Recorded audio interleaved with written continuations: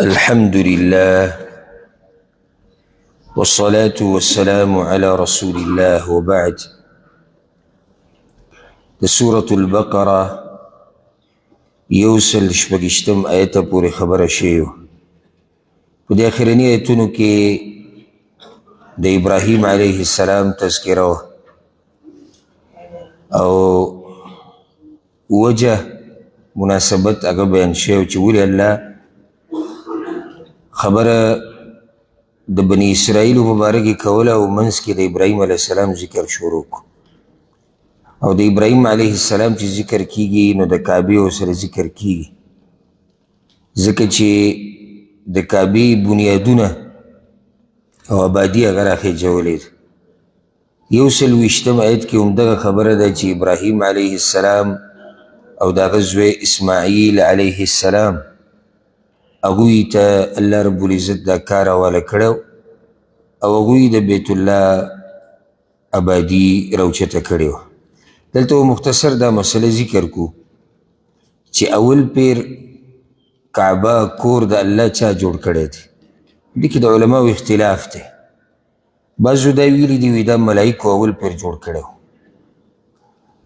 او بعضو دا ویلي دي وی دا ابراهیم علیه السلام جوړ کړی دی. دا د ډېرو علماو قول دی او مشهور هم دا دی.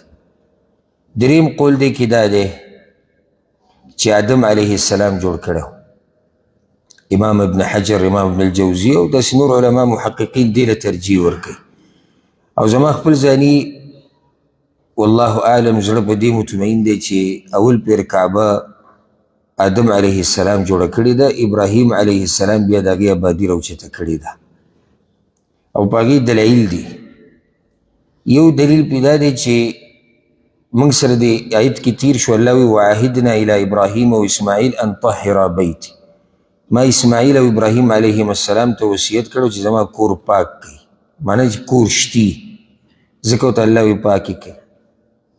دغه شان الله رب العزت په دې آیت کې د روان کې موږ چې به اوس وایو وَإِذْ يَرْفَعُ إِبْرَاهِيمُ الْقَوَاعِدَ مِنَ الْبَيْتِ وَإِسْمَاعِيل. ابراهیم علیه السلام چې دی نو بنیادونه اوچتول د کور د الله، معنی دی چې بنیادونه د مخکې نه هغه شتي ځکه د بنیاد اوچت کو. دغه شان کله چې ابراهیم علیه السلام خپله بیبي هاجره او زوی اسماعیل علیه السلام راوستو او کعبې خوا کې پرېښودو، هغه مشهوره قصه ده، تاسو ته معلومه ده. نو هغې بیا دا دعا غوښتې ربنا انی اسکنت من ذریتي بواد غیر ذي زرع عند بیتک المحرم. یا الله ما خپل بچي پرېښودو په داسې ځای کې چې هلته فصل نشتي څه نشتي، ستا د کور په خوا کې، معنی ده چې کور شتي. ځکه چې د دې نه بعد اسماعیل علیه السلام را لوی شوی، دا وخت خو وړوکی و، نو دا په دې دلیل دی چې کور شتي. او بل دلیل پې دا دی چې دا کعبه دا د انبیاو قبله وه. کعبه چې دی دا د انبیاو قبله وه د ابراهیم علیه السلام نه مخکې هم. بله دا حدیث کې دا راځي کومه قصه چې د ابراهیم علیه السلام د هغه خپله بیبي هاجره پرېښوده. صحیح بخاري کې هم دا قصه نورو کتابونو کې هم ده. په هغې کې داسې دي چې کله ابراهیم علیه السلام روان شو که نو د خپل بچي پرېښودو، نو د اسماعیل دا مور پسې ورغله علیه السلام او ورته وی ته چېرته ځې؟ وتترکنا بهذا الوادي الذي ليس فيه انس ولا شيء. په داسې ځای کې موږ پرېږدې چې هغه شړ ځای دی، نه پکې انسانان شتي نه نور څه شتي. په مخې ورته وی هغه ورته کتونه. دې ورته بیا اواز وکړو الله امرک بهذا، الله تا ته ګوره داسې ویلي دي؟ که هغه وی الله راته ویلي دي. نو هغې ورته وی بس بیا چې الله راته ویلي اذن لا یضیعنا، الله به موږ نه ضایع کوي. هغه لاړه. نو ابراهیم علیه السلام څه ځای پورې لاړ او هغه ځای ته ورسېدو چې بیا دوی نه لیدو. نو استقبل بوجهه البیت، نو د الله دې کور ته یې مخ کو او هلته بیا دغه دعاګانې وغوښتې چې الله قرآن کې ذکر کړي. نو دې ځای کې الله وی دې کور ته یې مخ، رسول الله وسلم وی دې کور ته یې مخ کو، معنی چې کور شتی. بل یو دلیل به پې ذکر کو، دا به آخرنی کو اگر که دلایل نور هم دي. په صحیح بخاري کې هم دغه قصه کې دا دي چې رسول صلی الله علیه وسلم وی بیا الله رب العزت جبریل علیه السلام راولیږو، د زمزم د اوبو قصې ذکر کړې ده چې الله په څه طریقه د اوبه د ځمکې نه راوویستې. نو وی دغه ملک چې الله په ملایکو کې رالیږلی و، هغه د هاجرې ته ووی د اسماعیل علیه السلام د مور ته وی مه یېرېږئ، الله تاسو نه ضایع کوي. فإن هاهنا بیت الله، دلته د الله کور دی. یبني هذا الغلام و ابوه، او جوړی به ستا دا زوی او د ده پلار ابراهیم علیه السلام. دلیل دی چې کور شتي. نو د دې د لاسه والله اعلم، او دا دومره غټه مسله نه ده چې سړی په یو بل باندې غټې فتوې ولګي. نور مشهوره دا دی چې ابراهیم علیه السلام اول پیر جوړ کړی، نه کور د مخکې نه و. ابراهیم علیه السلام دغه بنیادونه چې موجود وو دی راوچت کړي دي، آبادي هغه یې راوچته کړې ده. نو دې آیت کې هم دغه خبره کېږي. أعوذ بالله من الشيطان الرجيم بسم الله الرحمن الرحيم وإذ يرفع إبراهيم القواعد من البيت وإسماعيل، او یاد کاغه وخت کله چې اوچتول ابراهیم علیه السلام بنیادونه د کور د الله او اسماعیل علیه السلام، هغه وخت رایاد که. نو دې کې اصل ابراهیم علیه السلام دی، ځکه ګور اول هغه ذکر کو وإذ يرفع ابراهیم القواعد من البيت واسماعیل. اصل امر چې دی هغه ابراهیم علیه السلام ته شوی دی چې ته به دلته دا کور جوړې او ستا زوی. نو زوی وروسته دی، ځکه یې دلته وګوره د ابراهیم علیه السلام ذکر هغه مخکې کو. د آیت پوره کو بیا مسلې ذکر کوو. د دواړو دغه ټیم کې یو دعا غوښته، کور یې جوړو دعا یې غوښته، ربنا تقبل منا، ای ربه زمونږ قبول که زمونږ نه دا کار، انک انت السمیع العلیم، یقینا خاسته اوریدونکی پوهی. دغه ټیم کې دوی پکې دا دعا په منځ کې غوښته چې یا الله زمونږ نه دا عمل دا قبول که. ښه، وإذ يرفع إبراهيم القواعد من البيت، کله چې ابراهیم علیه السلام دا بنیادونه اوچتول او زوی ورسره لګیا او دا دعا یې غوښته. دلته یو خبره یاده کوي، د بعضو سلفونو دا قول نقل دی، لکه وهیب رحمه الله، دا په سلفو کې یو مشهور امام تیر شوی. هغه چې به کله دا آیت وي نو هغه به ورسره جړل او دا به وي یا خلیل الرحمن، ای د الله دوسته، ترفع قوائم بیت الرحمن، اوچتې لیږئ اوچتې بنیادونه د کور د الله او ته یېرېږي چې الله به یې قبول کړي او که نه. نو زمونږ به څه حالي. دلته اوس دا کار ورته الله ویلی چې ویې که، او ویلی دی ابراهیم علیه السلام ته او د هغه زوی ته، او کار دی د بیت الله آبادي او بنیادونه راوچتول او دی یېرېږي چې الله به یې قبول کړي او که نه. دا د نیکانو خلکو صفت دی. ربنا تقبل منا، یا الله زمونږ دا کار قبول که. دا نه چې کار ته کتو چې کار خو موږ ډېر غټ وکړو، موږ خو ډېره غټه توره وواله، موږ خو داسې وکړو، موږ دغه وکړو، موږ داسې نه. کار ته د سره سوچ نشي، سوچ یې دې ته دی چې الله به یې قبلوي او که نه به یې قبلوي. دا د مسلمان شان دی. ته به دې ته نه ګورې چې ما عبادات وکړو، ما دغه وکړو، ما مال ولګو، ما بدن ولګو، ما وخت ولګو. درکې دا قصې دا څوک نه کوي کله چې د الله عبادت کوي. سوچ دې طرف ته وکړي چې راته چې څه وکړو دا به الله قبول کړي او که نه به. او سورة المؤمنون کې به هم راشي دا صفت د مؤمنانو دی چې هغوی عبادت کوي او زړونه هغه په یره کې چې الله به دا عمل قبلی او که نه به یې قبلی. ربنا تقبل منا، ای ربه زمونږ قبول که زمونږ نه عبادت زمونږ، انک انت السمیع العلیم، ته اورېدونکی پوهه یې. ولې دا خبره دلته د الله د نومونه او صفات ذکر کړو؟ معنا یا الله تا ته پته دی چې موږ دا عبادت ته چا دپاره کوو. تا ته زمونږ حقیقت معلوم دی، زمونږ ظاهر او باطن یا الله تا ته معلوم دی. بله مسله دویمه خبره هغه دا یاده کړه دته پلار او زوی لګیا دي د الله د کور په خدمت کې او دا چې کوم لګیا دي دا د ځمکې په دې مخ په اوچتو انسانانو کې دي ابراهیم او اسماعیل علیهم السلام د الله د دین خدمت دا خو عزت دی چې الله یې چاته نصیب کړي دا شرف دی او هغه شرف دی چې تپوس یې مه کوه چې ته لګیا په خدمت د دین د الله کې سړی دا سوال کوي چې یا الله موږ چېرته د دین خادمان وګرځوه دا به د الله احسان په موږ باندې که چېرته موږ له داسې معمولي موقع راشي په لاس باندې چې د الله د دین خدمت وکړو نو دا خپل احسان مه ګڼه یو دویم د دین خدمت کول دا معمولي خبره مه ګڼه دا غټو غټو خلکو د الله د دین خدمت کړی دی ته د الله د دین نه اوچت نه یې ته څنګه د الله د دین نه اوچتېږي او رب العالمین پیدا کړی ته دې عبادت لري زه پلانې زه علانې د الله دین په مخ کې نه چلیږي ګورې زه عالم زه خان زه ملک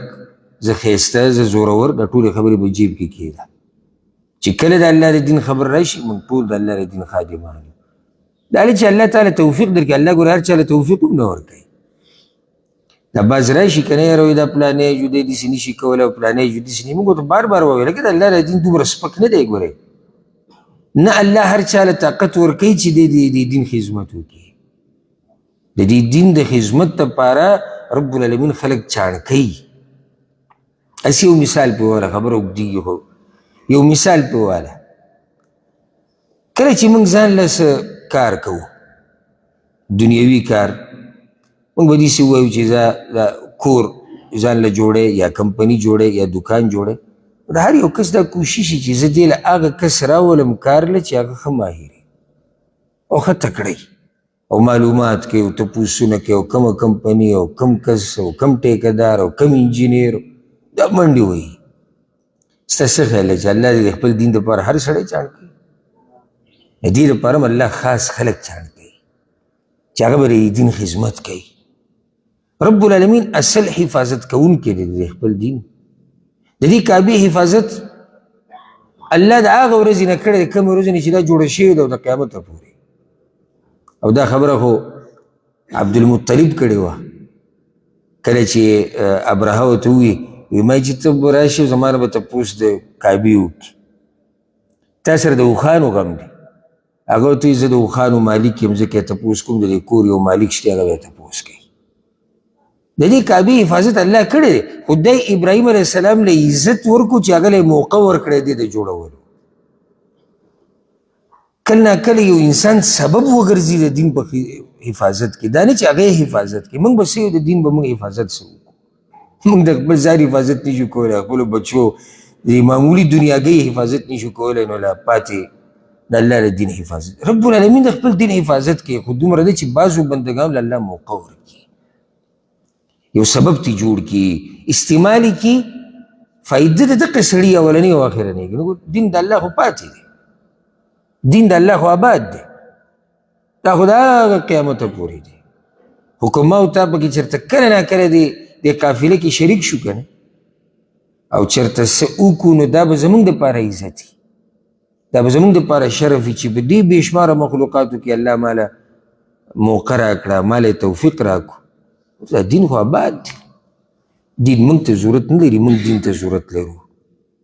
دین الله ساتلی دی دا چې کله امتحانونه راځي مصیبتونه راځي دا د الله طریقه کار دی امتحانونه یې ځکه چې د دنیا ځای د امتحاناتو دی دې ته دارالابتلا ویلی کېږي دلته ټول امتحان روان دی نو امتحان کې رب العالمین حالات کته بره کوي چې د ایمانونو پته لګي ځکه که حالات په یو ترتیب او په یو لیول رواني بیا د امتحان فایده نشته نو خبره مې دې پورې کوله چې ابراهیم او اسماعیل علیهم السلام په شان اوچت شخصیات لګیا دي کور د الله آباد دی کاڼي لګوي زوی رالګي پلار له کاڼي ورکوي هغه یې برېږدي داسې دې منظر ته وګورئ هغوی دا سوچ نه دی کړی چې مونږ جو لګیو کاڼي چې ته دا دروند کار کوو ربنا تقبل منا یا الله چې ته قبوله کړي بس دغه ګټه خبره خپل عمل ته مه ګوره ګوره دې ته چې الله به یې قبلوي که نه به یې قبلوي موږ عمل ته ګورو. ها دومره کار ته وکړو او نه موږ خو دا چل وکړو موږ دغه پرېږده منګه او منګه دې له راشي چې دا به الله قبول کړی که نه به یې قبول کړی. نو ځکه وی وهیب رحمه الله به په ژړا شو وی ته د الله دوسي او جوړی کور د الله او ته یریږي چې الله به یې قبلوي که نه به یې قبلوي. نو زمونږ به څه حال وي بیا دلته فایده یې ده کې. نو ابراهیم علیه السلام بیا د دې د بنیادونه راوچت کړو د آبادي راوچته کړه. بیا چې کله د مکې مشرکانو اراده وکړه چې یاره د دې کعبې د آبادي بیا نوي کوو نو د هغوی نه پکې دغه حجر اسماعیل پاتې شو لږ ځای ته پاتې شو یعنې دا د دې کعبې سره دی دا ځای نو د هغوی سره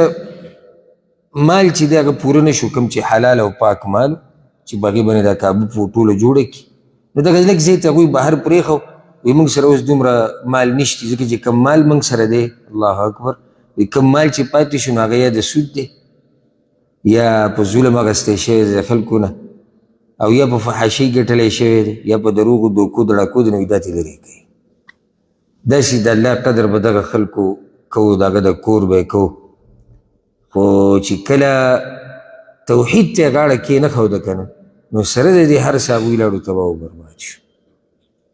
چې عقیده دې د توحید نه وي که نه که ته ډېر هم ښه کارونه وکړي هغه الله نه قبلوي. بیا رسول صلی الله علیه وسلم اراده کړې و یو پیر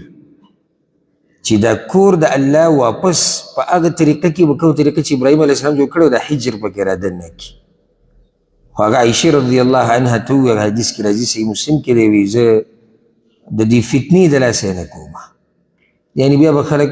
وایي چې خصوصا قریش واخو د الله کور یې راګزار کړو او دی څه چل وکړو دی څنګه چل وکړو ځکه چې خلکو نوی اسلام قبول کړی دی نوي نوي راننوتي د دې نه فایده راوته چې ته به سوچ کې خپل کار ته چې دې به انجام سره وځي. هوښیار مسلمان دا دی چې ورپده وي په هر څه باندې هر خبرې ته به سوچ کې دا اوس د الله پیغمبر دی او ښه یقیني دغه ځای د کعبې سره دی خو دا کار یې پرېښو چې فتنه جوړه نه شي. بیا کله چې د داسې خلاصه د سیرت کې ما ښه تفصیل سره د کعبې تاریخ ذکر کړی دی بیا چې کله عبدالله بن زبیر رضی الله عنهما امارت و شپېتمې هجرۍ سره دغه وخت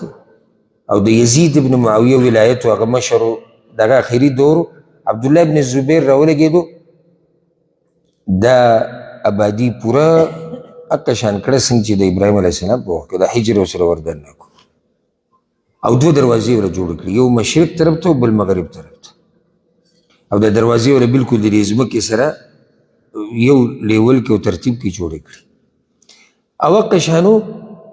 بیا چې کله حجاج ابن یوسف د هغه په وخت کې او د هغه په مشرتیا کې او په عبدالله بن زبیر باندې حملې هم شوې وې او د کعبې بعض آبادي پکې لګېدلې هم وه نو هغه بیا راولګېدو او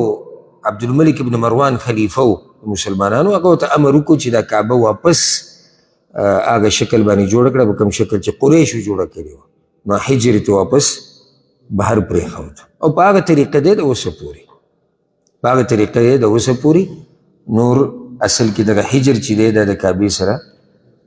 دا د کعبې سره شمارلی کېږي. ښه د هغې نه بعد الله رب العزت وایي ربنا وجعلنا مسلمین لک ای ربا زمن وګرځوه من مسلمانان یا وګرځوه من تابعدار ستا ومن ذريتنا أمة مسلمة لك او زمن د بچونه یو ډله تابعدار ستا وارنا مناسکنا او راوښایه موږ ته طریقه د عبادت زمن وتب علینا او مهرباني وکړه په موږ باندې انک انت التواب الرحیم یقینا ته ډېر توبه قبلونکی رحم کوونکی. دا اوس د هغو هغه دعا مخکې روانه ده یا الله موږ وګرځوو مسلمانان مسلمین لک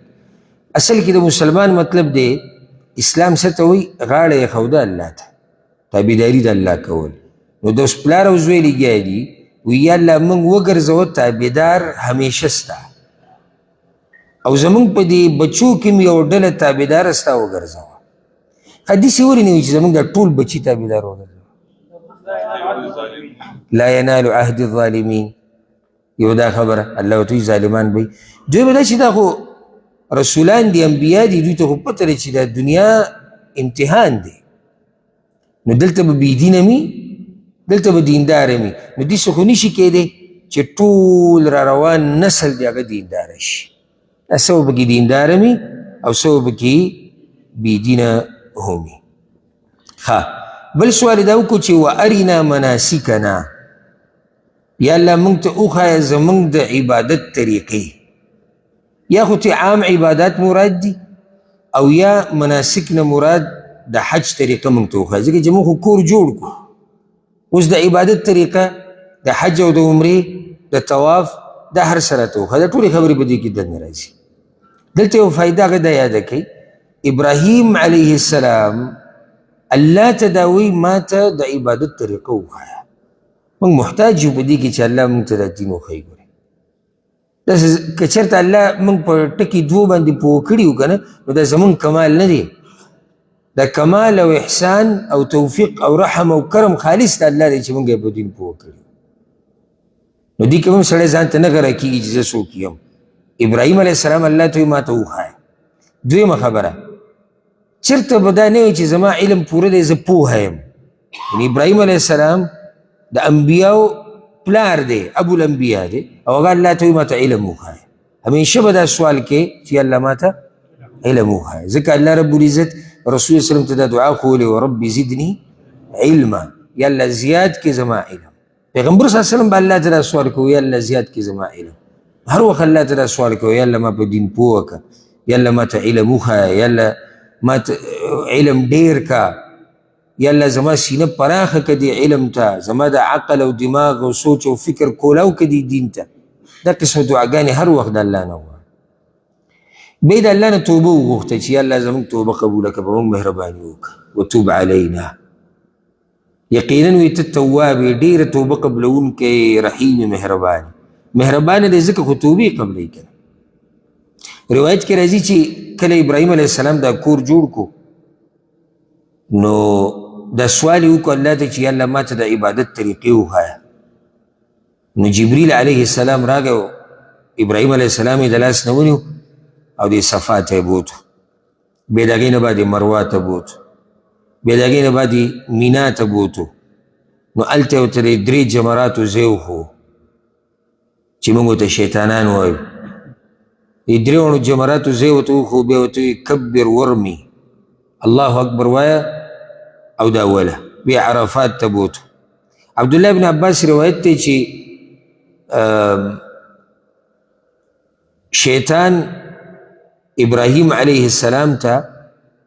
راښکاره شو په مینا کې، کوم ځای کې چې دا جمرات دي که نه، نو دا کوم چې لوی شیطان دی جمرة العقبه، دغه ځای کې ورته اول شیطان راښکاره شو، نو هغه 7 کاڼي وویشتو. د هغې نه بعد بیا په دې بل ځای کې ورته بیا راښکاره شو، بیا یې وویشتو. بیا د هغې نه بعد ورته راښکاره شو، بیا یې وویشتو. بیا جبریل علیه السلام د لاس نه نیولی بویتو مزدلفې ته.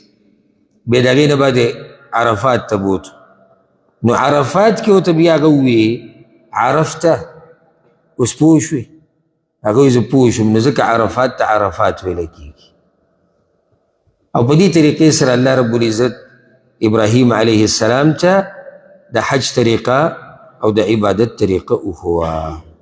بله دعا ابراهیم علیه السلام غوښتلې ده، ربنا یا ربا زمن وبعث فیهم رسولا، او راولیږه په دوی کې یو رسول، منهم د دوینا،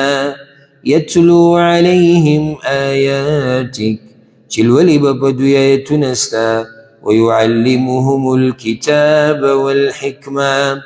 او ښودنه به کوي دوی ته ستا د کتاب او د حکمت، ویزکیهم او پاکوي به دوی لره، انک انت العزیز الحکیم، یقینا خاص ته زورور حکمتون والی. دلته اوس هغه دعا ده چې رسول صلی الله علیه وسلم ویلو، حدیث کې راځي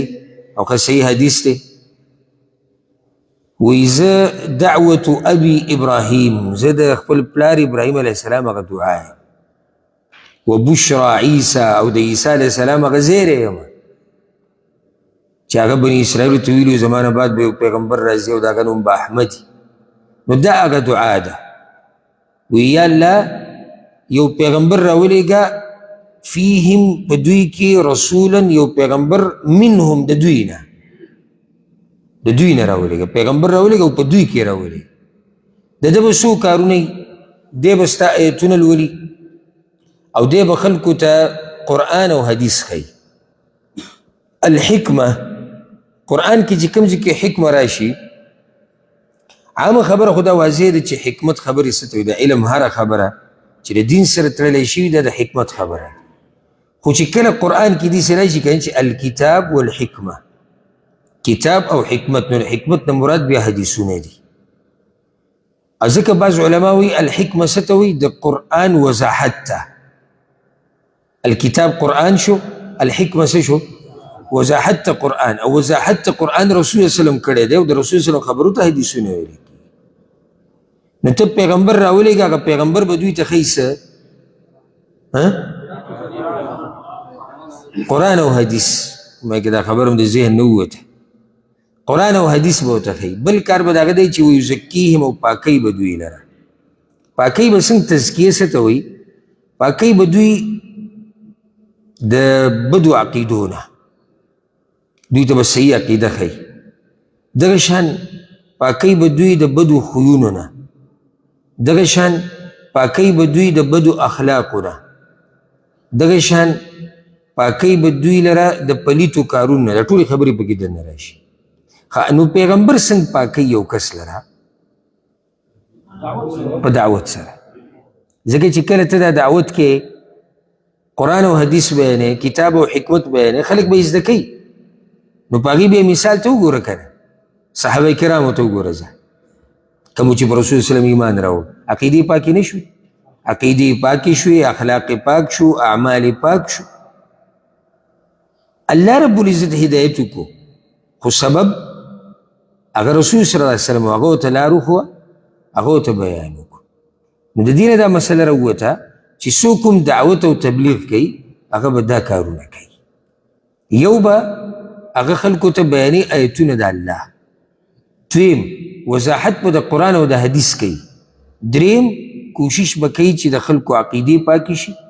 د خلکو اعمال پاک شي، او خلک د پلیتو کارونه لرې شي. دې ته تبلیغ وایي. دغه کارونه په هر زمانه کې د هر نبي دي، هر نبی او رسول چې راغلی دی د هغه دغه کار دی. د الله کتاب به بیانو، ورسره کوم وحی چې به د پیغمبر ته کېده د قرآن نه علاوه، د آسماني کتاب نه علاوه، هغه به بیانېده، او د خلکو عقیدې او اعمال هغه به پاکېدو. انک انت العزیز الحکیم، ته زوروري، ته زوروري یعنی ته دا کار کولی شي. تا ته یا الله هېڅ ګران نه دي چې ته په دوی کې یو رسول راولېږي دوی ته، دا ته ګران نه دي. الحکیم، نو ته حکمتونه والی، په خپل کار ښه پوهېږي،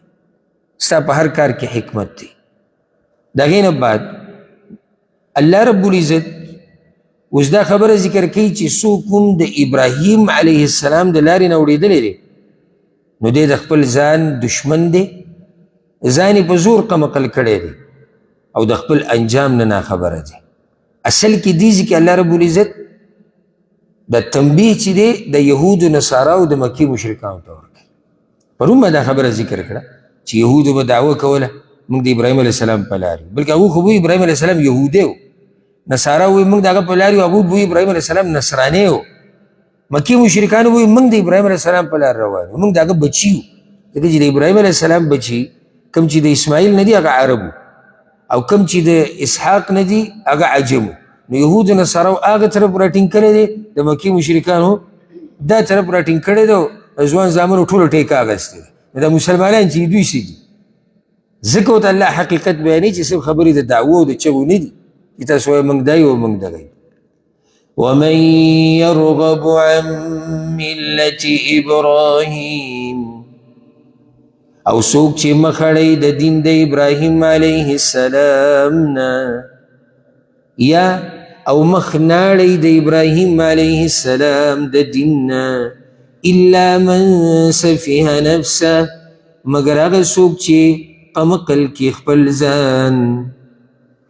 چې ځان قمقل کی هغه سړی به بیا د ابراهیم علیه السلام د لارې نه اوړي نو د ابراهیم علیه السلام دین کم یو دی توحید خالص بندگی د الله چې نه یهود کوي نه نصارا کوي نه مشرکان کوي نو تاسو خو د ابراهیم علیه السلام ملت الله یې پرېښودی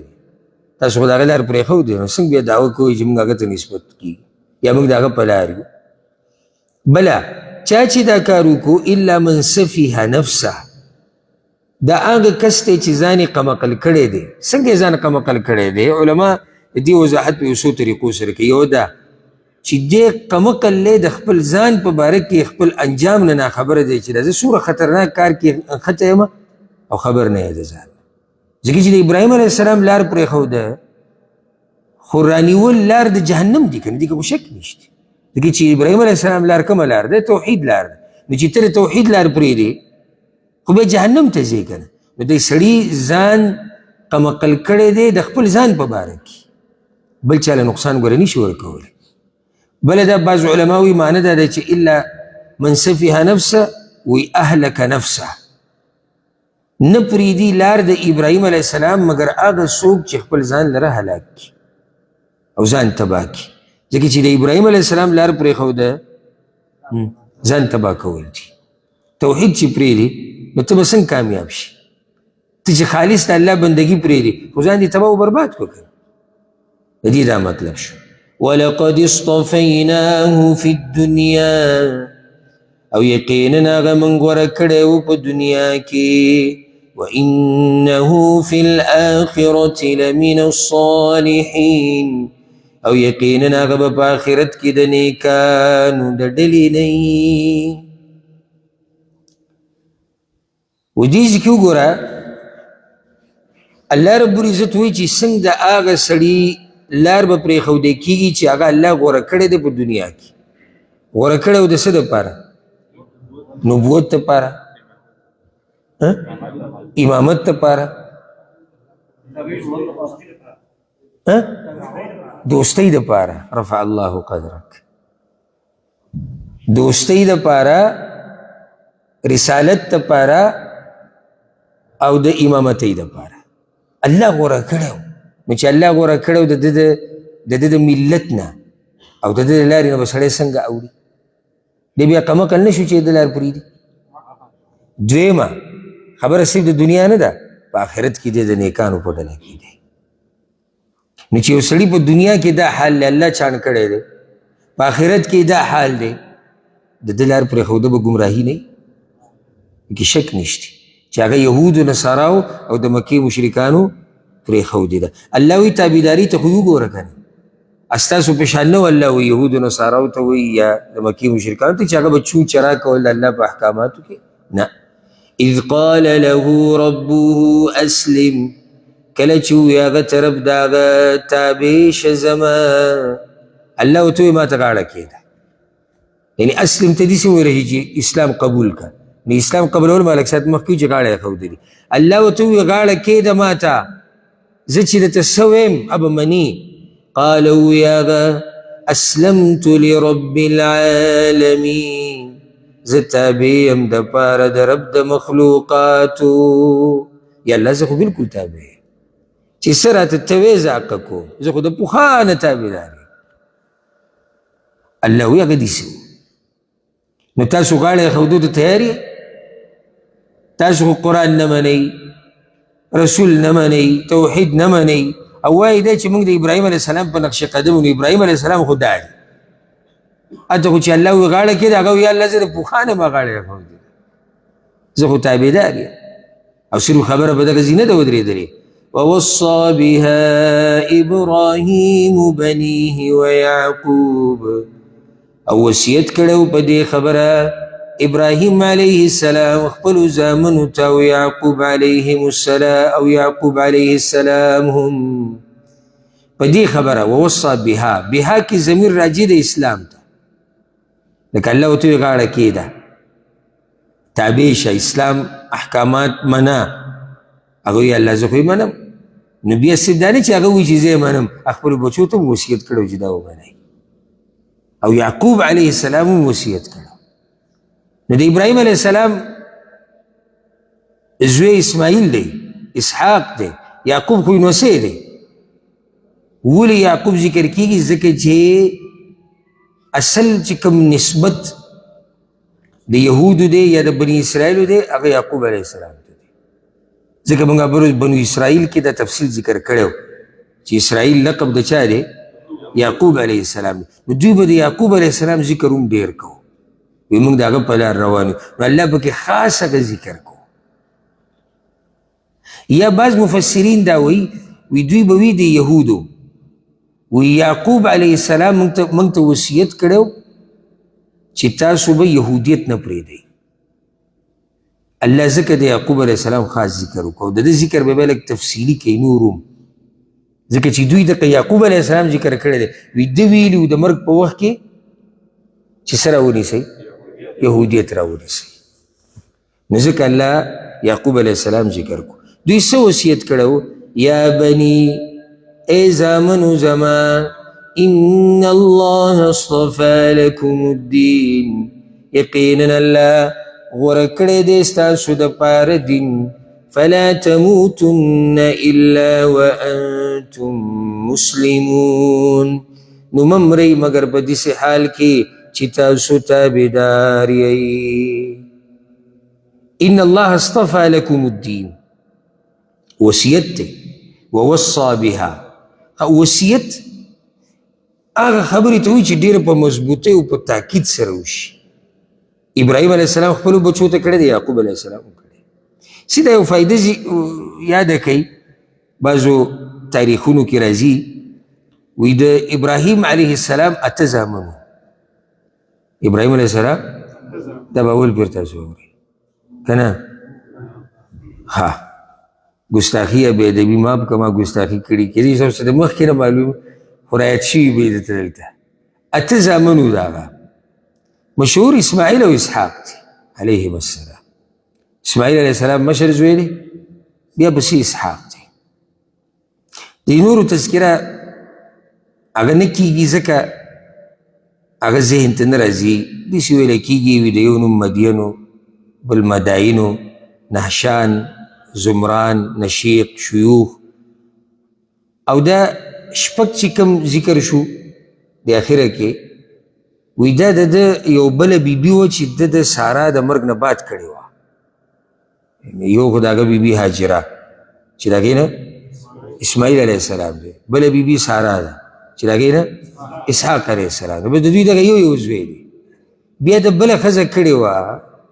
په کنعان کې چې د هغې نوم و قنطوره. د قنطوره نه بیا د الله رب العزت ابراهیم علیه السلام له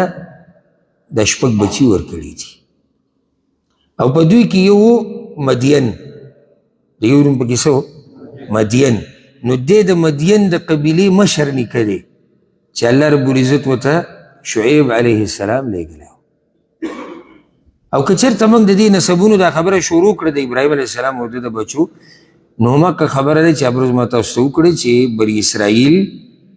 د دوی ټولو دا نسب دغه طرف ته واپس کېږي. بیا دې طرف ته که عربو له راشي نو هغوی کې هم نسب شتي.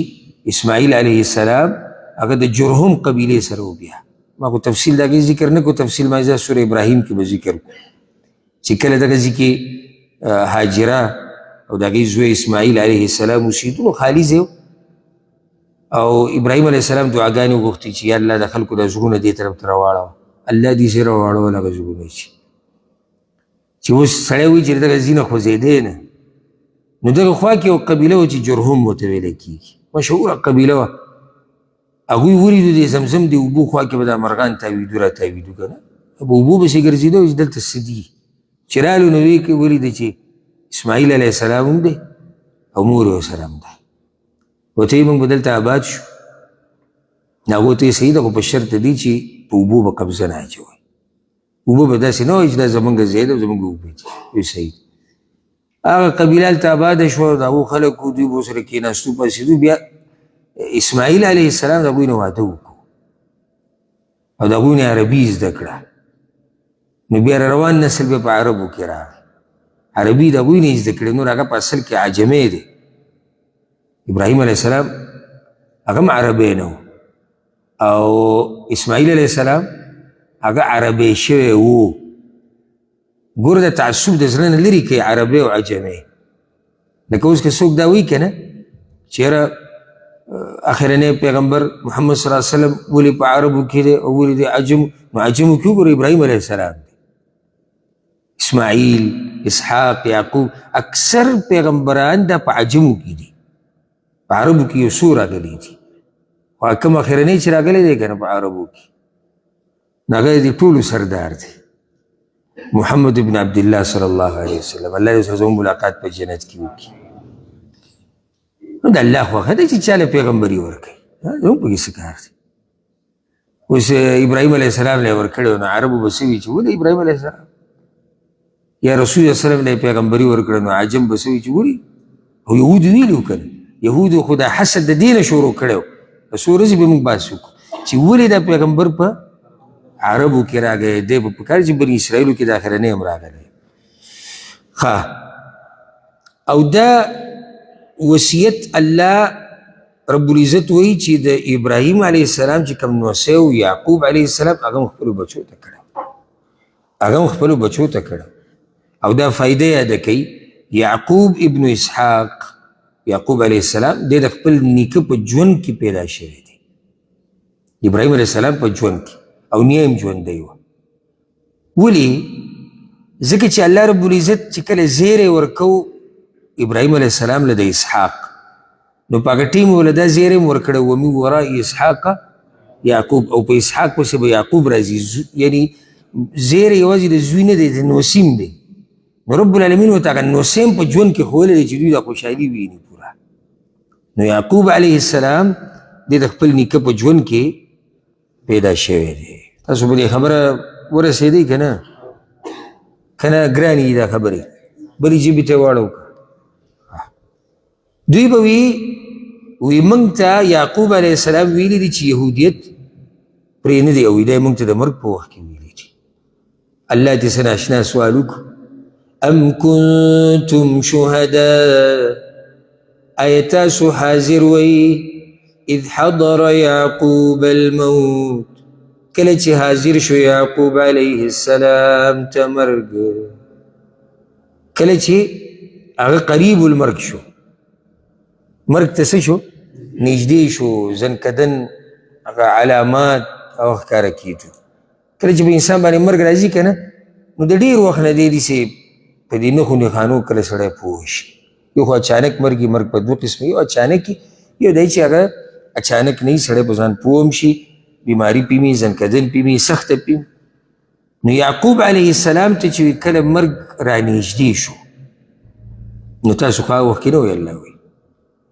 حقیقت دغه نه دی کوم چې تاسو بیانوئ، حقیقت دا دی الله وی کوم چې ته زه بیانوم. اوس دې نه یوه خبره راووته، هغه دا چې انبیا چې څومره راغلي دي، څومره رسولان راغلي، په ټولو باندې مرګ راغلی دی، په ټولو باندې مرګ راغلی. دلته الله رب العزت وی هغه وصیت وکړو، کله اذ حضر یعقوب الموت، کله چې یعقوب علیه السلام ته مرګ راغی. دا نه چې مړ شو، چې مړ شو بیا خو وصیت نه کېږي، یعنی کله چې مرګ ته نږدې شو، نو دا وصیت یې وکړو. په انبیاو باندې، په رسولانو باندې مرګ راغلی دی. دا د قرآن فیصله ده، دا د رسول صلی الله علیه وسلم د احادیثو فیصله ده. دا زما او ستا خبرې نه دي چې مونږ وایو چې نه پلاني مذهب ولا دا وایي او پلاني فرقې ولا دا وایي. دا فرقه مذهب چې څه دي جیب کې خبرې کېده، د قرآن او د حدیث په مقابله کې د چا خبره نه کېږي. بله مسله تې دا راووته چې پلار له پکار ده چې بچو ته په دین باندې وصیت وکړي. دا نور وصیتونه به هم کوي، خو اهم چې کوم وصیت دی هغه د دین دی. ګوره کله چې ته بچو ته وصیت وکړي که نه، فایدې څه دی یاده کړه. یو خو الله تعالی اجر درکوي ځکه چې تا عبادت وکړو. دویم غاړه دې ازاده شوه. دریم دا بچي به وخت په وخت دا خبره را یادوي نو که څوک پکې کږي ته هم کوزېږي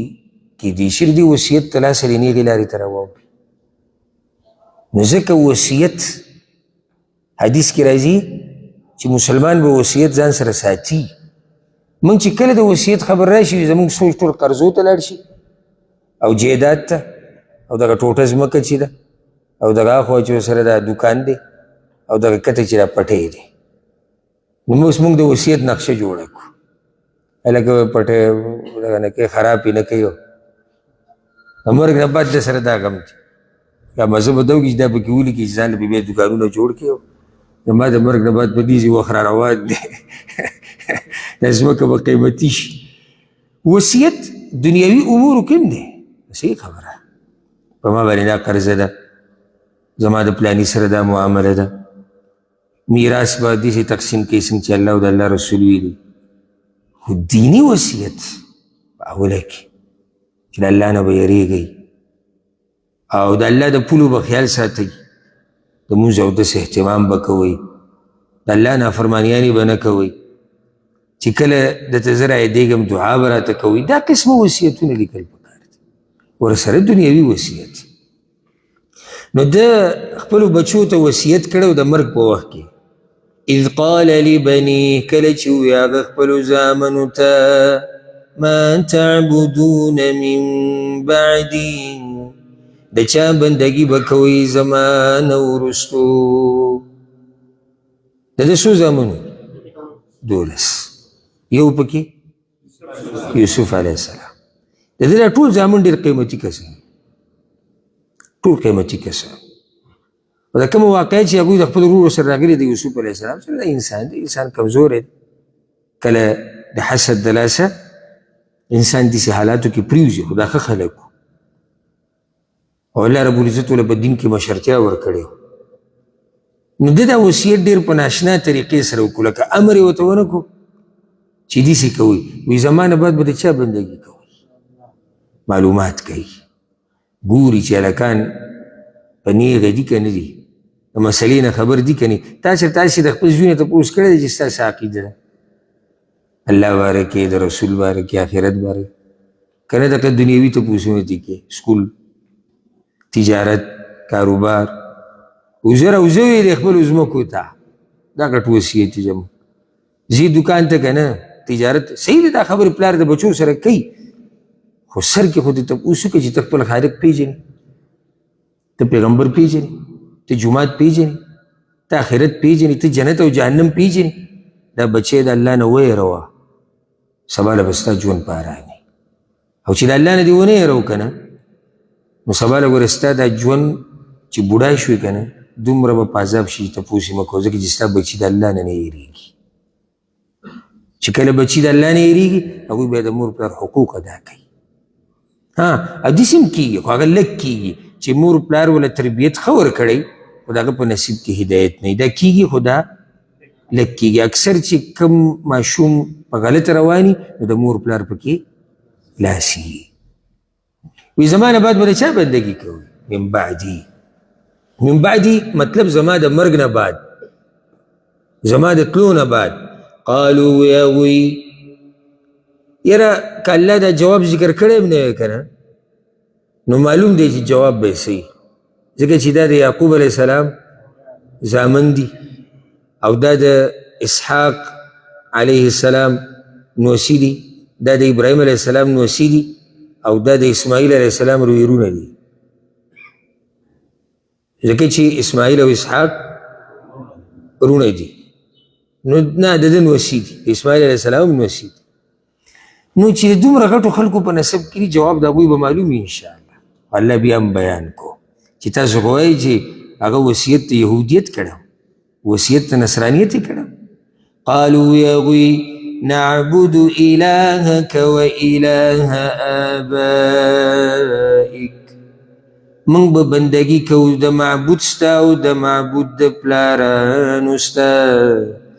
ابراهیم و اسماعیل و اسحاق چې ابراهیم او اسماعیل او اسحاق علیهم السلام دی الها واحدا چې هغه یو معبود دی ونحن له مسلمون او من هغه ته همیشه تابعدار یو. د دوی نیکه مو ویلي وو زه یا الله وایي زه خو د پوخانه تابعدار یم، نو وسیم وایي موږ تابعدار یو. بنیاد چې مضبوطي که نه نو برابادي صحیح مضبوطي، خو چې بنیاد کمزوری نو را روانه قصه به کمزوري. نیکه د دوی ویلي و الله ته آیت تیر شو که نه، قال اسلمت لرب العالمین، یا الله ما خو غاړه ایښودې نو څو یم دا ووایي ونحن له مسلمون، موږ خو د الله تابعدار یو، د هغه بندګي به کوو، د هغه نه علاوه موږ د بل چا بندګي نه کوو. ښه دې ځای کې وصیت ذکر شو د یعقوب علیه السلام خپلو زامنو ته. فایده ده موږ هر درس کې ذکر کوو چې کله دې سره ورسو چې دوی ورته وایي موږ به ستا د معبود او ستا د پلارانو د معبود بندګي به کوو چې هغه الله دی، یک یوازې دی. نو ګوره ابراهیم او اسماعیل او اسحاق ذکر کړو، حالانکه ابراهیم علیه السلام د دوی نیکه دی او اسحاق علیه السلام هغه هم د دوی نیکه دی، بیا اسماعیل علیه السلام د دوی تره کیږي، خو ټولو ته پلارانو وي. نو دې نه دا فایده راووته چې نیکه هغه ته هم پلار ویلی کېږي او تره چې اسماعیل علیه السلام دی هغه ته هم پلار ویلی کېږي. او عرب چې دی عرب دوی تره ته هم پلار وی او نیکه ته هم پلار وی، او زمونږ طرفونو ته هم دا اصطلاح استعمالیږي، وایي دا زمونږ پلار او نیکه. نو پلار نیکه چې کله دی ووایي نو په بره چې څومره دي هغه ټول پکې دننه رالو، که هغه ترونه دي، که هغه پلار دی، که هغه د هغه پلار دی، بیا د هغه پلار دی، دا ټول پکې دننه رالو. دا ټول انبیا چې دي د دوی یو دین دی. لکه ګوره ابراهیم علیه السلام یاد کو، اسحاق یاد کو، اسماعیل یاد کو، او خبر روانه د یعقوب علیه السلام سره. د انبیاو اصل چې کوم عقیده ده هغه د ټولو یو ده. ځکه که فرق پکې وی که نه په عقیده کې نو بیا ورته ولې دغه درې ذکر کول، بیا به ورته صرف دا ویلی چې موږ ستا په لار به روان یو. خو نه، لاره د ټولو یو ده، د توحید لار ده. او ځکه حدیث کې راځي رسول صلی الله علیه وسلم، دا حدیث په صحیح مسلم صحیح بخاري کې دی، الانبیاء اخوة من علات وامهاتهم شتى ودینهم واحد. انبیا چې دي دا ټول ورونه دي، خو په پلار کې شریک دي، په میاندو کې جدا دي. پلار یو دی، میاندې جدا دي. مطلب دا چې عقیده د ټولو یو ده، ها احکاماتو کې او شریعتونو کې فرق شته، نور په دغه کې فرق نشته. په عقیده کې اصول چې کوم د دین دي که نه، اصول د دین بنیادی خبرې هغه د ټولو انبیا او رسولانو یو دي، پای کې هېڅ فرق نشته. نو موږ مسلمانان یو، موږ تابعدار یو. د هغې نه بعد الله رب العزت یو قانون بیانوي، تربیت ته د خلکو کوي په یو غټه مسله باندې چې هر سړی به د هغه په ګناه کې راګیرېږي، او که چا ښه کار کړی نو ثواب یې هغه ته میلاویږي، ته بل ته ډډه نه لګي الا په یو حال کې. حدیث کې راځي چې یو سړی چاته د نیکۍ لار وښیي نو دا لار چې د وښوده دی بل ته او هغه بیا هغه نیکي کوي، الله به دله پکې اجر ورکوي. او چې چاته بدي وښوه، بده لارې ورته وښوه، نو هغه ته خو به ګناه میلاویږي، ده ته به ورسره ګناه میلاویږي. نو ځکه کوشش کوئ، ګوره ډېره د یېرې خبره ده، کوشش کوئ چې چاته غلطه لار ورښایي. ګورئ ځکه زموږ دا شته ګناهونه څومره ډېر دي، سبا له سړی قبر کې پروت و د نورو خلکو حساب کتاب پسې را روان. نو دوی به دا خبره کوله، د مکې مشرکانو به ووایي زموږ پلار څوک ته نیکه ابراهیم علیه السلام د خپله باندې اچولو د کعبې خوا کې به ټول ناست وو لکه موږ بخلی شوي. یهودو به وایي زموږ یعقوب علیه السلام، اسحاق علیه السلام او ابراهیم علیه السلام موږ بخلی شي. هغوی دعوی خو ذکر شو دې صورت کې. دغه شان نصاراو به وي زموږ پلار نیکه ابراهیم علیه السلام څوک وو. الله داسې خبره بیان کړه چې د هغوی هغه قصې ټوله ختمه کړه. الله رب العزت وایي تلك أمة قد خلت دغه یو ډله و چې تیره شوې ده لها ما کسبت هغوی دپاره بدله د هغه کار ده چې هغوی کړی دی ولکم ما کسبتم او ستاسو دپاره بدله د هغه کارونو ده چې تاسو کړي دي ولا تسألون عما كانوا يعملون او تپوس به نه کیږي تاسو نه د هغه څه په باره کې چې هغوی کول هغوی چې څه کړي دي بدله به هغوی ته میلاوي تاسو چې څه کړي بدله به تاسو ته میلاوي او حدیث کې راځي په صحیح مسلم کې حدیث دی د ابو هريره رضی الله عنه رسول الله صلی الله علیه وسلم وایي من بطأ به عمله لم يسرع به نسب څوک چې د عمل د لاسه شاته پاتې شو نسب یې مخکې نشي بوی دې ته وکولاو کوي ګوره نسب تا د قیامت په ورځ مخکې نشي بوی مخکې که ته ځي په عمل باندې به ځي که یهودیان نصارا د مکي مشرکان یعقوب علیه السلام یادوي یا اسحاق یادوي یا اسماعیل یادوي یا ابراهیم یادوي علیهم السلام نو دا نسبونه دوی له فایده نه ورکوي ځکه چې عمل ورسره نشته عقیده نشته او ښکلی مثال په واله د رسول سلم تره ابولهب خپل تره دی خو نسب له څه فایده ورنه کړه ابوطالب ته وګوره او دغه شان نور چې د کوم قریشو کې د غټ کافرانو د دوی څه نسب په نسب کې چې دی د رسول سلم سره رشته راځي چې قریش خو اصل کې ټول یو دي بیا په دوی کې خاندانونه دي نو سره د دې چې د رسول سلم سره نسب لګي او سره د دې چې نسب یې هغه ته رسي بیا هم هغوی د دنیا نه مشرکان تېرېږي نسب چاله فایده نه ورکوي نو دا قصه پرېږده چې موږ جي بس میاګان یو الله بخلي یو یا مولیان یو یا سیدان یو یا موږ اخونزادګان یو او موږ د پلاني پیر صاحب په بچو کې یو او دا د پلاني صاحب په نوسو کړوسو کې دي یې دی که نه یې دي ولې د دوی نسب د ابولهب د نسب نه زیات زورور دی هغه چې ونه منله جهنم کې دی هر هغه سړی که نسب رسول سلم ته رسي او که نه رسي سیدانو کې دی او که نه دی چې په صحیح دین روان دی دی کامیاب دی او چې په صحیح دین نه دی روان دی ناکامه دی اگر که نسب یې دی وایي چې انبیاو ته رسي ښه دېرشمه خلاف ورزي ذکر کیږي دا خبره به تاسو نه هېره شوي مو د خلاف ورزیانو دا کیسه ډېر وخت بعد رایاده شوه یو کم 10 خلاف ورزیانې موږ د یهودو ذکر کړي وي 10مه دا واله څو وي یو پکې په دې تېر شوو کې آیتونو کې کیدای شي موږ نه یې بیان کړي اتې ذکر شوي یو کم 10مه دا چې هغوی به دا دعوه کوله د دروغو دعوه چې یعقوب علیه السلام موږ ته وصیت کړی دی چې په یهودیت باندې پاتې شي 10مه خلاف ورزي د هغوی والا هغوی به دا وي چې هدایت صرف په یهودیت کې دی نصاراو به وي هدایت صرف په نصرانیت کې دی د دې دعوې اوس د دوی جواب کیږي وقالوا كونوا هودا او نصارى تهتدوا او وی دوی شی یهودیان یا نصرانیان هدایت به ومومئ قلوا یا بل ملت ابراهیم حنیفا بلکې موږ تابعدار یو د دین د ابراهیم علیه السلام حنیفا چې متوجه والله ته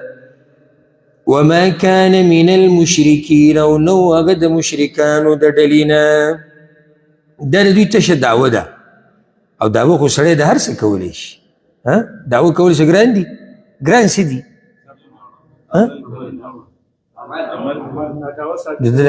دا خبره سي دکه د دواړو دا دعوه بیا ثابتول په دلیل سره دا ګران کار دی یهودیانو یهودیت ته راشه که نه نصارا وایي نصرانیت ته راشه نیغه لار به ومومئ داسې خبرې دي الله وایي صفا ورته ووایه چې موږ روان یو په لار د ابراهیم علیه السلام پسې حنیفا چې هغه حنیف و اصل کې دا خبره یاده کې حنیف په عربۍ کې چاته وایي په لغت د عربۍ کې الذي يميل في مشيته عن الطريق المعتاد عربی کې حنیف هغه کس ته ویل کېږي چې دی کله رواني په لار باندې که نه نو کومه چې د خلکو لار ده دی د هغې نه کوږ شي په بل طرف روان دی نو دی حنیف دی معنی چې د خلکو چې کومه لار د تګ راتګ ده دی د هغې نه اورېدلی کوږ شوی دی ابراهیم علیه السلام د مشرکانو د لارې نه کوږ و توحید طرف ته و د هغه توجه توحید ته وه د هغه توجه د الله بندګۍ ته وه نو ځکه ورته ویلی کېږي الحنیف ځکه چې کله ابراهیم علیه السلام پیدا شو نو هغه په داسې قوم کې پیدا شو چې هغه قوم بت پرست دي د نور بندګي کوي د ستورو بندګي کوي د سپوږمۍ کوي ابراهیم علیه السلام د هغوی نه لار کږه کړه لارې ته جدا کړه او را به شي صفا اعلان یې وکړو چې زه ستاسو نه بېزاره یم ستاسو د بوتانو نه بېزاره ځکه هغه ته ویلی کېږي الحنیف او د هغه دې ملت ته دې لارې ته حنیفیت ویلی کېږي څه حنیفیت الحنیفیه هغه ملت چې هغه د ابراهیم علیه السلام دی او هغه حنیف و اوس الله رب العزت وایي چې صحیح ایمان دا دی داسې ورته ووایي دا خو دعوې دي د یهودو او د نصاراو دغه دعوې پرېږدئ صحیح خبرې ته راشي یوه دویمه او دا ورته واضحه کوي چې زموږ ایمان ګوره دا دی درېیمه او دا ورته ووایي چې په دې کې څه عیب دی زموږ په دې ایمان کې درې خبرې شوې روان آیت باندې پوهېدو دپاره درې خبرې یادې کړه الله وایي صحیح ایمان دا دی دا کوم چې بیانېږي دویم اعلان ورته صفا وکړي چې زموږ خو دا ایمان دی درېیم او ولې په دې کې څه عیب دی تاسو وښایئ قولو ووایئ آمنا بالله من ایمان راوړی دی په الله وما انزل الینا او په هغه څه چې نازل کړی شوي دي موږ ته وما انزل او په هغه څه چې نازل شوي دي إلى إبراهيم وإسماعيل وإسحاق ويعقوب والأسباط چې نازل شوي دي ابراهیم او اسماعیل او اسحاق او یعقوب او د هغه بچو ته علیهم السلام زموږ په دې ټولو باندې ایمان دی وما اوتي موسی وعیسی او په هغه څه چې ورکړی شوي دي موسی او عیسی علیهم السلام ته وما اوتي النبیون من ربهم او په هغه څه چې ورکړی شوي دي نورو انبیاو ته د طرف د رب د هغوی نه لا نفرق بین احد منهم من جداوالی نه راولو په منځ د یو تن کې د هغوی نه ونحن له مسلمون او من خاص الله لره تابعدار یو په دې ایمان کې څه عیب دی او صحیح ایمان دا دی الله وایي موږ ایمان راوړی په الله موږ ایمان راوړی په هغه څه چې موږ ته نازل شوي دي موږ ته څه نازل شوي قرآن او حدیث او په هغه څه چې ابراهیم اسماعیل اسحاق یعقوب او د هغه زامنو ته نازل شوي دي علیهم السلام او په هغه څه چې موسی او عیسی علیهم السلام ته ورکړی شوي دې دواړو تذکرې جدا وکړه ولې ځکه چې یهودیان وایي موږ د موسی علیه السلام په لار یو نصارا وایي موږ د عیسی علیه السلام په لار او صرف دا نه وما اوتي النبیون من ربهم دوی نه علاوه چې کوم انبیا دي چې د هغوی نومونه نه دي ذکر شوي د هغوی د کتابونو تذکره نه ده شوې زموږ د هغوی په کتابونو ایمان دی او موږ فرق نه کوو په دې انبیاو کې فرق نه کوو په څه کې په ایمان راوړو کې نور د انبیاو په مرتبو کې د هغوی په خپل منځ کې فرق دی ټول یو شان نه دي تلک الرسل فضلنا بعضهم على بعض الله وایي دغه رسولان دي ما بعض په بعضو غوره کړي دي انبیا ټول غوره دي خو بیا په یو بل باندې هغوی فضیلت لري نو زموږ دلته چې موږ فرق نه راولو یعنې فرق موږ په ایمان کې نه راولو دا نه چې په رسول وسلم باندې زموږ ایمان یو شان دی په موسی علیه السلام بل شان دی په موسی علیه السلام یو شان ایمان دی په زکریا علیه السلام بل شان دی نه نه ایمان زموږ په ټولو یو شان دی چې دا د الله بندگان دي د الله استازي دي الله ورته کتاب را لېږلی د دوی تابعداري پکار دا موږ منو چې په مرتبو کې فرق شته په یو بل فضیلت لري بعض په بعضو باندې ونحن له مسلمون او موږ دغه الله ته غاړه ایښودې ده نو سوال په دې ایمان کې څه کمی دی یهودیان وایي که یهودیان مسلمانانو ته تاسو په صحیح لار نه نو دې ایمان له څه چل دی هغوی خو پکې دا نور انبیا مني نه دی سره، موږ خو ټول منو. هغوی د نور کتابونه نه مني، موږ منو. دغه شان نصارا، دغه شان که نور څوک دعوه کوي، موږ ورته خپل ایمان، الله وی خپل ایمان ورته راښکاره کوي، صفا ورته وښایي چې زموږ دا ایمان دی، نو په دې کې څه دي؟ او موږ ټول تابعدار یو د الله رب العزت. اوس د دې نه بعد الله رب العزت دا خبره بیانوي، که چېرته دې خلکو هم دقه شان ایمان راوړو لکه څنګه چې ستاسو دا دی، نو دوی به په نیغه لاره شي. نو دا کوم ایمان دی؟ دا اوس ذکر شو. بارک الله فیک. ځکه چې دلته موږ ووایو که نه قولو آمنا، الله وی ووایي چې زموږ دا ایمان دی، نو الله وی که دغه شان ایمان د دوی بیا دوی په هدایت دي. او په هغه ټیم کې خطاب هغه صحابه کرامو ته دی، نو ځکه الله وی فإن آمنوا بمثل ما آمنتم به، بس که دوی ایمان راوړو په شان د هغې چې تاسو ایمان راوړی دی په هغې، فقد اهتدوا، نو یقینا دوی په هدایت شو. دې یو مطلب دا دی که دوی ایمان راوړو په هغه څه چې تاسو په ایمان راوړی دی، نو موږ خو په الله ایمان راوړی دی، په رسولانو په کتابونو ټول، نو که دوی په دغه کتابونو رسولانو الله باندې ایمان راوړو بیا دوی په هدایت دي. دویم مطلب دا دی که دوی ایمان راوړو په شان د ایمان د راوړو ستاسو، نو بیا به دوی په هدایت دي. نو دې ځای نه دا خبره واضحه شوه چې صحابه کرام ټول په هدایت، صحابه کرام ټول په هدایت. هسې اوس یو سوال، زمونږ په ایمان کې او د صحابه کرامو په ایمان کې د بنیاد کومه خبره چې کوو، اصل هغه طرف باندې که نظر واچو، فرق شته؟ نشته فرق، ځکه چې هغوی چې بس ایمان راوړی دی، زمونږ په ایمان دی. فرق بیا دا دی، موږ بار بار وایو چې ایمان کمیږي زیاتېږي، زمونږ د هغې سره ګناهونه ډېر دي، زمونږ هغې کې نافرمانیانې ډېرې دي. نور بنیاد چې کوم دی، څنګه چې د صحابه کرامو ایمان دی، زمونږ هم ایمان دی. څنګه؟ لکه دا نه چې دې خبره سړی پوه پرې نه شي او نور څه شروع کړي. د صحابه کرامو په الله ایمان و، زمونږ دی، زمونږ دی. هغوی په ټولو کتابونو ایمان و، زمونږ ایمان دی. د هغوی په ټولو رسولانو ایمان و، زمونږ ایمان دی. د هغوی په آخرت ایمان و، زمونږ ایمان دی. د هغوی په جنت جهنم ایمان و، زمونږ ایمان دی. په بنیاد کې، اصولو کې ایمانونه یو شان دی. فرق بیا څه دی؟ د هغوی ایمانونه ډېر اعلی مرتبو والا، زمونږ ایمانونه کمزوري د هغوی په مقابله کې. ما وایي که زمونږ کې نافرمانیانې دي، ګناهونه دي،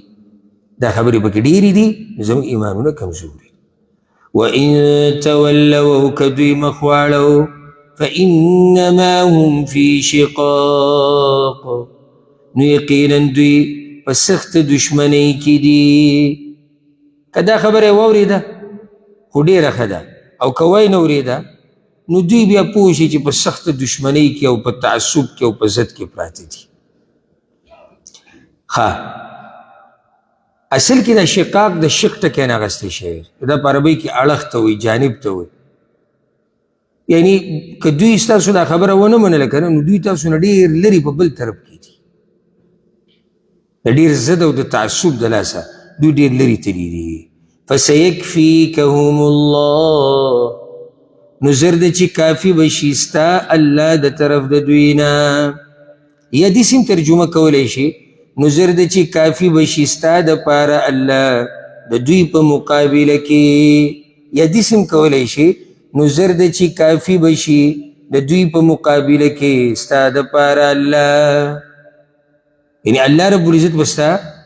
دفاع کوي، ستا دپاره کافي دی، ستا به حفاظت کوي، او هغه کولی شي. وهو السمیع العلیم، او هغه الله اوریدونکی پوهه دی،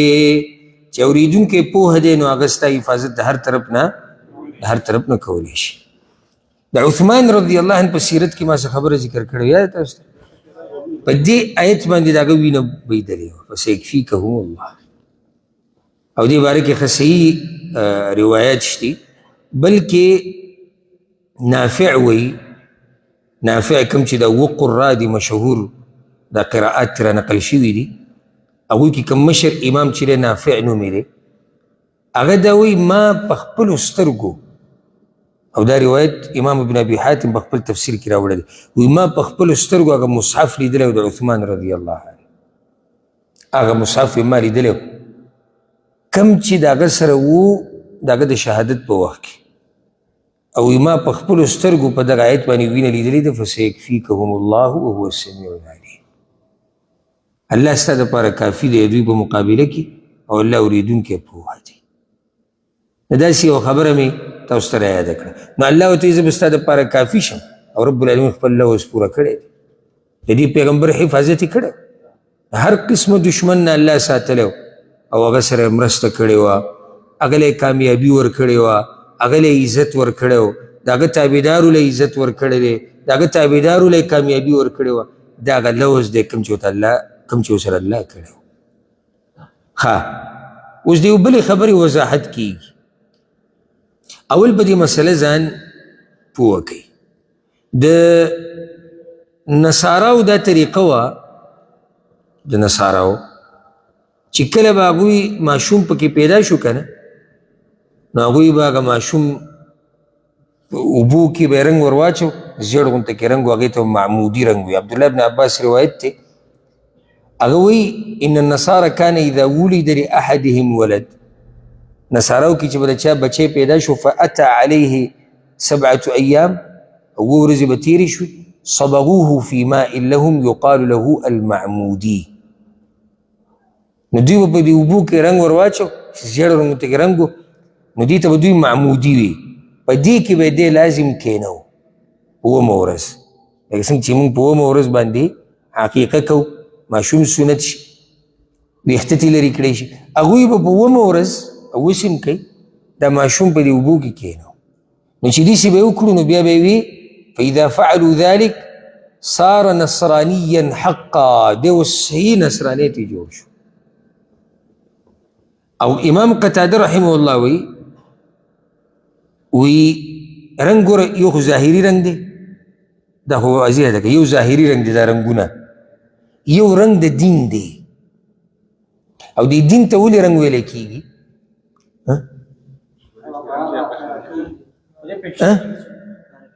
څه ښکاره کېږي هغه اثرات یې په اندامونو راښکاره کېږي ځکه دین ته رنګ وایي لکه یو سړی مونځ اودس کوي دا رنګ دی که نه د دې رنګ نه پته لګي چې دا سړی څه دی دینداره دی دغه شان یو سړی ګیره پرېښودې ده د الله د یېرې نه یو سړی پنسې بره ساتي یو سړی سجدې ډېر لګي یو سړی ذکر اذکار یو سړی جهادونه کوي یو سړی زکاتونه دا ټول رنګ دی د دین د الله یو دا رنګ دی یو هغه نور رنګونه دي کوم چې حسي رنګونه دي زیړ رنګ شو شین شو سپین شو امام قتاده رحمه الله ناشنا وضاحت دلته کوي و یهودو به خپلو بچو له رنګ ورکو د یهودیت نصاراو به خپلو بچو له رنګ ورکو د نصرانیت دلته مراد ته کوم رنګ دی معنوي که حسي معنوي یعنی یهودو به خپل بچی رالویو په څه باندې په یهودیت باندې دا رنګ دی که نه نصاراو به خپل بچی رالویو په نصرانیت باندې دا رنګ دی که نه من ګوره چې ماشوم پیدا شي د وړوکوالي نه هغه ته دین ښایو نو دا په کم رنګ کې رالوی شو د اسلام په رنګ کې اوس دلته الله رب العزت د دوی په دې خبره باندې رد کوي چې دغه رنګونو منګونو له اعتبار نشتی چې په لوښي کې م ژېړ رنګ ور واچو اوبو کې او څه کې سړی نصرانی شو چې چا به اسلام قبول کو عفوا نصرانیت به قبول کو نو هغه به هم په دغه اوبو کې کښېنو چې کله به هغه دا زیړې اوبه پرې لاړې که نه په بد حل به شو نو چې به راووتو اوس د نوی سم سړی جوړ شو لاره دې ټوله ګډه وډه شوه خو دې ته به هغوی صحیح رنګ وي رب العالمین وي دغه رنګونه پرېږدي صحیح رنګ له راشئ کوم رنګ چې د الله دی رنګ د الله څه مطلب دی رنګ د دین د الله دې له راشئ نو ځکه وایي صبغة الله ځان رنګ کوي په رنګ د دین د الله دا رنګ په کار راځي دغه رنګونه منګونه په کار نه راځي د الله په دین باندې ځان رنګ کا نو دا به څنګه پته لګي چې دې سړي ځان رنګ کړی دی په اندامونو به ښکاري رد دی په هغه خلکو باندې اصل پرده جیوي د زړه ده اصل ایمان د زړه دا صحیح دی چې اصل مرکز دا دی خو چې مرکز کې رنګ یي ښکاره کېږي و په اندامونو الله وایي ځان پکې رنګ کا او موږ مخامخ سړی یو نو چې خالی دی د هر څه نه اوس موږ ته څه پته لګي چې ده په کم رنګ ځان رنګ کړی دی نو دا پکې فایده شوه ښه رنګ بهر ښکاري ته چې دیوال له رنګ ورکړې که نه بهر نه ښکاري نه چې دا سپین رنګ دی دغه شان دین ښکاري دینداري ښکاري په اندامونو باندې چې کله زړه برابر شي ومن احسن من الله صبغا او څوک ډېر ښایسته دی د الله نه په رنګ کې یعنی هغه رنګ چې الله ورکړی دی دین له هغه د دیني رنګ دی د الله د رنګ نه چې هغه د دین دا رنګ دی د دې نه ښایسته رنګ بل شته نشته ونحن له عابدون او من خاص د هغه دپاره بندګي کوونکي یو خبره به لږ مختصر کړو چې یو څو ایتونه پکې ختم کړو ښه اوس بله خبره دوی سره بیانېږي وضاحت ته دې خبرې چې رب خو د ټولو یو دی تاسو یې منئ ای یهودیانو تاسو یې منئ ای نصاراو الله تاسو هم منئ موږ یې منو ربوبیت خو ټول منئ که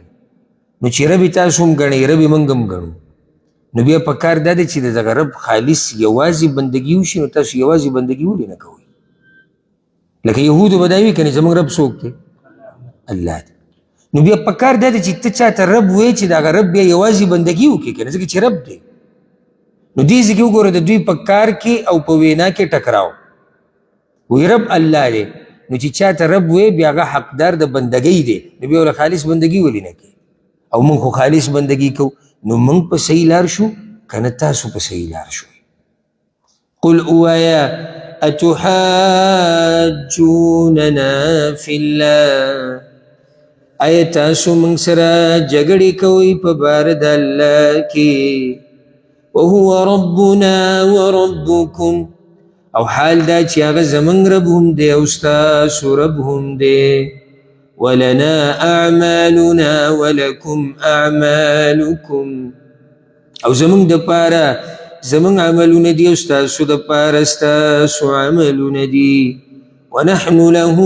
مخلصون او موږ هغه دپاره اخلاص کوونکي یو مفسرین د دې آیت تفسیر په ډېرو طریقو سره کې خطبه مشهوري دي یو دا چې تاسو موږ سره جنګ کوئ د الله په باره کې څنګه د الله په باره کې یعنې تاسو وایئ چې موږ صحیح بندګي د الله کوو او موږ وایو چې نه موږ صحیح بندګي تاسو زموږ سره جګړه روانه ده نو ګوره رب زموږ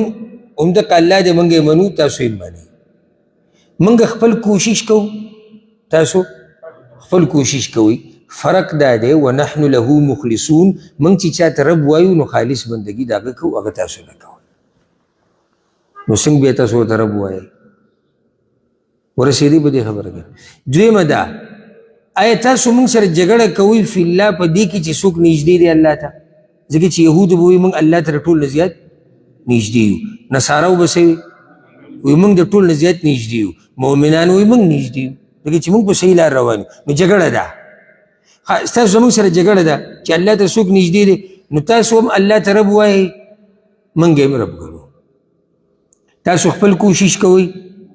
موږ خپل کوشش کوو او موږ یې خالص د هغه دپاره کوو نو څوک نږدې شو الله ته دا مطلب دی او ستاسو خپل محنت دی زموږ خپل محنت دی خو راشئ زموږ محنت ته وګورئ او راشئ ستاسو خپل محنت ته وګورئ موږ خالص د هغه الله بندګي کوو د چاته چې نږدې کېدو کې جګړه روانه ده یو وایي زه نږدې یم بل وایي زه نږدې یم نو موږ خو خالص د هغه بندګي کوو تاسو پکې د عزیر هم بندګي کوئ تاسو پکې د عیسی علیه السلام هم بندګي کوئ تاسو پکې د عیسی علیه السلام د مور هم بندګي کوئ تاسو پکې د بوتانو هم بندګي کوئ تاسو پکې غیر الله ته هم چغې وهئ نو بیا څنګه موږ سره جګړه کوئ په دې باب کې او دا دعوه کوئ چې موږ به نږدې د دې خلاصه دا ده اگر که دې کې اوږدې خبرې دي خو موږ هغه مختصر خبره ذکر کوو اوس الله رب العزت په دوی باندې بیا رد کوي هغه دا چې ابراهیم علیه السلام ګورې نه یهودی و نه نصرانی و هغه څه هغه مسلمان نو صحیح تابعدار د ابراهیم علیه السلام هغه څوک دي هغه د مسلمانان دي تاسو نه دا مسلمانان صحیح د ابراهیم علیه السلام تابعدار دي نه یهودیان دي نه نصارا دي د دې لپاره د آیت ام تقولون تسوي ان ابراهيم واسماعيل واسحاق ويعقوب والاسباط چې یقینا ابراهیم اسماعیل اسحاق او یعقوب او داغه اولاد عليهم السلام كانوا هودا او نصارى ويهوديان يا نصارى قل اویا اانتم اعلم ام الله ای تاسو خپویږئ که الله تاسو خپویږئ د هغوی په مذهب او که الله خپویږي یهودیان وایي ابراهیم علیه السلام سو یهودی صرف ابراهیم علیه السلام نه اسحاق اسماعیل یعقوب اسباط دا ټول چې دا یهودیان نصارا سو دا نصرانیان نو الله وایي دغه مذهب تاسو ته معلوم و که ما ته معلوم دی تاسو خو هر یو لګي خپل طرف ته خبره راکاږي نو ځکه الله رب العزت قرآن په نورو ځایونو کې وضاحت کړی دی ورابشي سورة العمران کې الله خو واضحه وایي ما کان ابراهیم یهودیا ولا نصرانیا ابراهیم علیه السلام نه یهودی و نه نصرانی و ولکن کان حنیفا مسلما هغه موحد مسلمان نه څنګه تاسو وایي چې یهودی و نصرانی په بل ځای کې الله دا وایي په سورة العمران کې دی یا اهل الكتاب لم تحاجون فی ابراهیم اے اهل کتاب تاسو ولې د ابراهیم علیه السلام په باره کې جګړه کوئ یو وایي چې یهودی و بل وایي چې نصرانی و وما انزلت التوراة والانجیل الا من بعده نو تورات او انجیل خو د هغه نه بعد نازل شوي دي یهودیان وایي موږ پس کوم کتاب پسې روان یو تورات پسې همدقه یهودیت وی زمونږ دین دی او ابراهیم علیه السلام یهودي و نو څنګه ابراهیم علیه السلام ته یهودي کې تورات خو د هغه نه بعد راغلی دی تورات چې راغی ابراهیم علیه السلام د دنیا نه تللی دی انجیل چې راغی عیسی علیه السلام باندې راغی انجیل ابراهیم علیه السلام خو پخوا د دنیا نه تللی دی نو څنګه تاسو دا وایئ ای نصرانیانو چې ابراهیم علیه السلام څه دی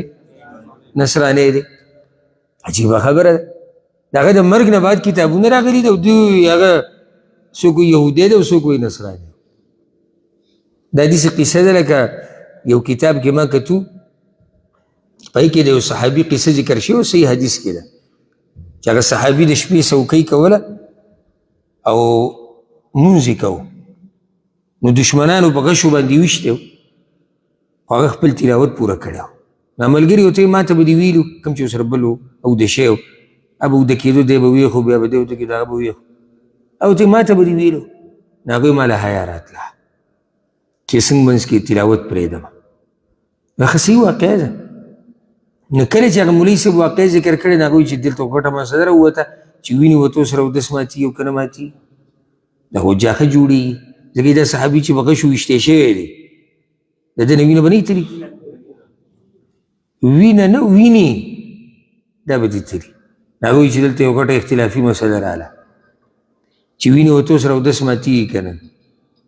نو زموږ خو دا فتوه ده او زموږ مذهب کې دا دي چې وینې وتو سره اودس ماتېږي امام شافعي په مذهب کې دا دي چې وینې وتو سره اودس نه ماتېږي او کیدای شي دی په دغه مذهب د صحابي کیدای شي د صحابي امام شافعي کله دی امام شافعي رحمه الله هغه خو وروسته پیدا شوی دی هغه خو د امت یو عالم دی دلته دی صحابي چې د رسول الله سلم سره ملاقات شوی دی په هغه ایمان راوړی دی او کیدای شي دی د امام شافعي مذهب دغه د یهودیانو نصرانیانو خبره ده ابراهیم علیه السلام یهودی و نو تورات خدای نه بعد راغلی دی ابراهیم علیه السلام نصرانی نو انجیل خو الله وایي د هغه نه بعد راغلی نو دا اصله دوی هغه تشې دعوی دي ځکه الله وایي ومن اظلم ممن كتم شهاده او سوک دے ډیر لوی ظالم دا غچانا چې پټی حق لره. د دې ترجمه گواهیم کولی شي او حق هم کولی شي. که گواهی کوي نو چې څوک پټی گواهی د حق عنده من الله چې د ده سره د الله د طرف نه. څوک د لوی ظالم چې حق پټی کم حق چې ورسره د الله د طرف نه دی. حق چا سره و؟ یهودو سره و که نه و؟ یهودو ته خو دا حق معلوم و که نه؟ نصاراو ته معلوم و که نه و معلوم؟ بیا هم پټول. یهودو ته خو دا پته و که نه چې ابراهیم علیه السلام یهودی نه دی؟ نصاراو ته خو پته و چې ابراهیم علیه السلام نصرانی نه دی که نه؟ بیا هم دا حق پټ کړی دی، د دې ګواهي نه ده ورکړې. الله وایي د ده نه لوی ظالم بل څوک شته. نو دې کې زموږ دپاره دا درس او فایده راووته چې حق به نه پټې ښکاره کوي. وما الله بغافل عما تعملون، او نه دی الله نه خبره د هغه څه نه چې تاسو یې کوئ. الله د هر څه نه خبره دی، څه راښکاره کېږي او څه پټېږي. بیا ورته الله اخره کې وایي تلک امة قد خلت، دغه یو ډله ده چې مخکې تېره شوې ده. لها ما کسبت ولکم ما کسبتم، هغوی دپاره بدله د هغه کارونو ده چې هغوی کړي دي، او ستاسو دپاره بدله د هغه څه ده چې تاسو کړي دي. ولا تسألون عما كانوا يعملون، او تپوس به نه کېږي ستاسو نه د هغه عملونو چې هغوی کول. دا خبره بیا تاکید دپاره وکړه ځکه چې هغوی بیا سینې ټپولې. وایي دغه انبیا زموږ مشران دي، زموږ نیکونه وایي انبیا دي. الله وایي صحیح ده او خو هغوی یو ډله ده تېره شوې ده، هغوی سره به د هغوی د عمل حساب کېږي، تاسو سره به ستاسو د عمل حساب کېږي. نو نصیحت اخرنی هغه دا شو چې د نورو کارنامو ته مه پرېوځه، خپل څه بیان کا. لکه خلک چې وایي که نه، وایي د بل په اوږه باندې ټوپک مه ایږدئ ډزې کې، د بل په اوږه دې ټوپک ایښودلی او ډزې کې، ته په خپل اوږه کښېنې چې پته دې ولګي. نه زمونږ پلار دیندار او زمونږ نیکه الله دې وبخ، ته څنګه یې؟ خپل حال راته ووایه. نیکه خو ستا ښه سړی و، پلار دې هم ښه سړی و، قوم دې هم ښه دی، ته څومره اوبو کې؟ نو ځکه وایي ځوان هغه ځوان نه دی وایي چې کان ابي زما پلار، ځوان هغه ځوان دی چې وایي زه دا یم. خپله خبره وکړه. پلار نیکه خو تلي دي او خو مړه دي. او لکه څنګه چې فرعون کله موسی علیه السلام ته وایي د پوخانو باره کې دې څه خیال دی؟ هغه وایي د پوخانو علم د الله سره دی، خبره زما او ستا اوس روانه ده. لکه یو سړی چې پلار نیکه، نو پلار نیکه دې الله وبخښي، د هغوی حقیقت او هر څه الله ته معلوم دي. اوس ما او تا به خپله خبره کوو چې موږ کې څوک په صحیح لار دی او څوک په کږه لار دی. نو سبا به انشاءالله شروع کوو د 142 آیت نه، او مسله به د قبلي شروع کېږي ښه تفصیلا. الله رب العزت دې موږ پوه کړي په قرآن او په حدیث باندې. هذا والله اعلم وصلى الله وسلم على نبينا محمد.